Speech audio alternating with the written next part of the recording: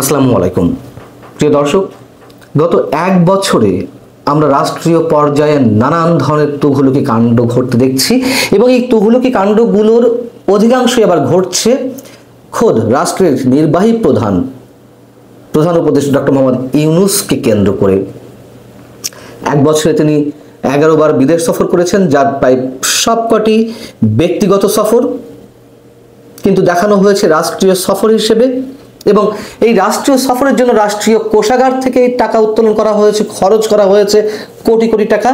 এখন যেটি আমরা জানতে পারলাম যে আগামী 5 আগস্ট যে জুলাই ঘোষণাপত্র উপস্থাপন করা হবে সেটা নাকি তিনি নিজেই করতে পারেন এবং তার এই জুলাই ঘোষণাপত্র উপস্থাপনকে কেন্দ্র করে সারা দেশ থেকে লোক এনে জড়ো করতে 8 জোড়া 16টি ট্রেন ভাড়া করা হয়েছে এবং এর জন্য রাষ্ট্রীয় কোষাগার থেকে ভাড়া বাবদ গুনতে হবে 30,46,000 টাকা। এ তো শুধুমাত্র ট্রেনের ভাড়া বাবদ, এর বাইরে আরো আনুষঙ্গিক খরচ রয়েছে কোটি কোটি টাকা, সব মিলিয়ে ছাড়িয়ে যাবে। যেমন রেলওয়ে সূত্র যেটি জানাচ্ছে গণমাধ্যমকে যে 16টি কোচের সমন্বয়ে তৈরি করা একটি বিশেষ ট্রেন চট্টগ্রাম থেকে ঢাকা আসবে। এতে আসন সংখ্যা হবে 892টি। এর বাইরে দাঁড়িয়ে আরো অনেক মানুষ আসতে পারবে। এই ট্রেনটির জন্য রেল কর্তৃপক্ষ ভাড়া নির্ধারণ করেছে 7 লাখ টাকার কিছু বেশি। আবার রাজশাহী থেকে ঢাকার পথে ট্রেন আসবে 7টি কোচ নিয়ে, এতে আসন থাকবে 548টি। এই ট্রেনটির জন্য ভাড়া নির্ধারণ করা হয়েছে 4,85,000 টাকা। আরো বড় যে বিতর্কের বিষয় সেটা হচ্ছে এটির আয়োজন করবে কারা? মুক্তিযুদ্ধ বিষয়ক মন্ত্রণালয়। রেলপথ সূত্র যেটি জানাচ্ছে যে জুলাই ঘোষণাপত্র পাঠ অনুষ্ঠানে অংশ নিতে আসা ছাত্র জনতার জন্য ট্রেন ভাড়া করার বিষয়ে রবিবার জুলাই গণ অভ্যুত্থান অধিদপ্তর মুক্তিযুদ্ধ বিষয়ক মন্ত্রণালয়কে চিঠি দিয়েছে এবং প্রয়োজনীয় ব্যবস্থা নিতে মুক্তিযুদ্ধ বিষয়ক মন্ত্রণালয় আবার রেলপথ মন্ত্রণালয়কে চিঠি দিয়েছে। দিনে দিনেই রেলপথ মন্ত্রণালয় 8টি বিশেষ ট্রেনের বা 8 জোড়া বিশেষ ট্রেনের ব্যবস্থা করেছে এবং এই ভাড়া, এই যে 30,46,000 টাকা, এটি সম্পূর্ণ পরিশোধ করবে মুক্তিযুদ্ধ বিষয়ক মন্ত্রণালয়। আচ্ছা, করেন না, রাষ্ট্র আপনার হাতে, রাষ্ট্রকে ইজারা দেওয়া হয়েছে একটি বিশেষ গোষ্ঠীর হাতে, যেমন ইচ্ছে খরচ করবেন, কিন্তু সব জায়গাতে কেন মুক্তিযুদ্ধ বিষয়ক মন্ত্রণালয়?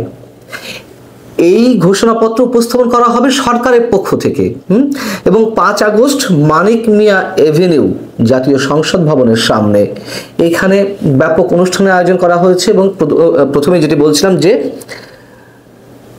ডক্টর মোহাম্মদ ইউনূস নিজে এই ঘোষণাপত্র পাঠ করতে পারেন বা উপস্থাপন করতে পারেন। তো প্রথমে এই বিষয়টি বলিনি যে যদি প্রশ্ন উত্থাপন করছিলাম বা বিতর্কের জায়গাটি মুক্তিযুদ্ধ বিষয়ক মন্ত্রণালয় কেন? আচ্ছা, ধরে নিলাম এটি ছাত্র জনতার দাবি, কথার কথা, ছাত্র কিসের ছাত্র জনতা? আচ্ছা, তারপরও এনসিপি তাদের দাবি। আচ্ছা, এনসিপি মানে ছাত্র জনতা মানে গণ অভ্যুত্থান, তো গণ অভ্যুত্থান অধিদপ্তর তারা এটি আয়োজন করবে, সেটি আবার মুক্তিযুদ্ধ বিষয়ক মন্ত্রণালয়ের অধীনে। এত কিছুর কি দরকার? রেলপথ মন্ত্রণালয়ই দায়িত্ব নিত, রেলপথ মন্ত্রণালয়ই টাকা পরিশোধ করত, সেটিও তো সরকারের কোষাগার থেকে আসতো। এবং ডক্টর মোহাম্মদ ইউনূস যে ওপেন অনুষ্ঠান করবেন মানিক মিয়া এভিনিউতে, কি প্রয়োজন ছিল এত বড় আয়োজনের? তিনি তো টেলিভিশনে ঘোষণা দিলেই পারতেন, অথবা যে কোনো অডিটোরিয়াম ভাড়া নিয়ে সেখানে ঘোষণা দিলে পারতেন। এবং যেটি জানা গেছে যে বিভিন্ন রাজনৈতিক দলের প্রতিনিধিরা থাকবেন, এনসিপি নেতাকর্মী তো থাকবেনই।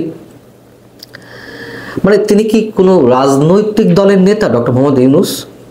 সরাসরি রাজনীতিতে যুক্ত হতে যাচ্ছেন অথবা এনসিপিতে জয়েন করতে যাচ্ছেন যে তার অনুষ্ঠানে শোডাউন করাতে হবে, সারা দেশ থেকে লোক এনে জড়ো করাতে হবে? এসব বাগাড়ম্বরের কি প্রয়োজন?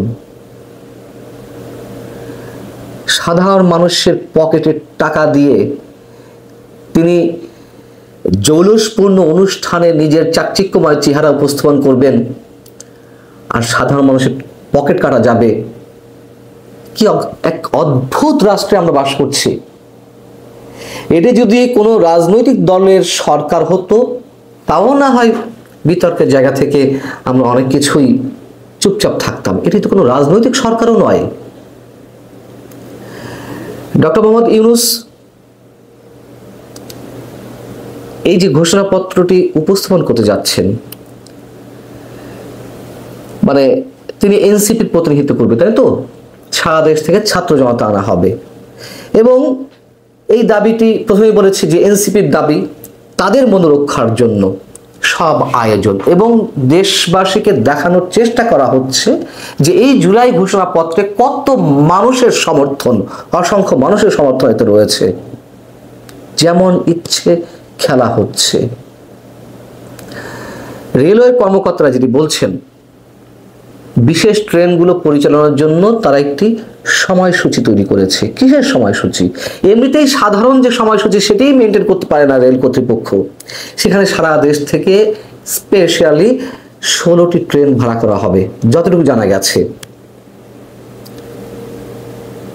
এতে যে সাধারণ মানুষের যে ভোগান্তি হবে, এগুলো তার অর্ডার দিয়ে বাইরে থেকে আনা হচ্ছে না, রেগুলার যেই সময়সূচি ভিত্তিক ট্রেন সেগুলো তো এখানে এনে জড়ো করা হবে।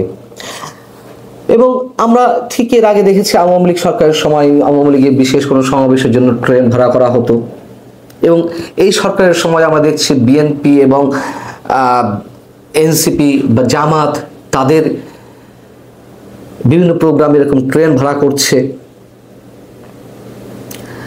মূল বিষয়টা কি? এই যে অন্তর্বর্তী সরকার দেশের সব ধরনের ইতিহাস ব্রেক করেছে। ডক্টর মোহাম্মদ ইউনূস তিনি তো আর পুরো বাংলাদেশের প্রতিনিধিত্ব করছেন না। তিনি নিজেই বলেন তার নিয়োগকর্তা ছাত্ররা, অর্থাৎ ছাত্রদের প্রতিনিধিত্ব করছেন। এবং তার চেয়েও বড় কথা হচ্ছে এই যে জুলাই ঘোষণাপত্র, এটি নিয়ে তো কম বিতর্কের সৃষ্টি হয়নি। কোন রাজনৈতিক দল কি তাদের যে দীর্ঘদিনের অভিজ্ঞতা সেখান থেকে এই বিষয়টিকে কেউ সমর্থন করতে পারে? এই যে 30,46,000 টাকা খরচ শুধু ট্রেনের বাবদে, এর বাইরে যে আরো ব্যাপক আয়োজন, কোন রাজনৈতিক দল যদি সমর্থন করতে নাই পারেন সরাসরি তারা কি কেউ প্রশ্ন উত্থাপন করবেন? আমি জানি না। এবং এদেশের অধিকাংশ রাজনৈতিক দলের আচরণে মনে হচ্ছে ডক্টর মোহাম্মদ ইউনূস সম্ভবত কোনো সামরিক প্রশাসক। দেশে মিলিটারি শাসন চলছে, তার বিরুদ্ধে কোনো কথা বলা যাবে না, ওরা প্রকাশ্যে কেউ বলছে না, হয়তো মিউ মিউ করে বলছে, হয়তো কেউ কেউ একটু জোরে বলার চেষ্টা করছেন। এত বড় একটি ঘটনা, আমরা এটিকে কি বলতে পারি? রাষ্ট্রীয় অপরাধ? আমি জানি না। ভালো থাকবো সবাই। আল্লাহ হাফিজ।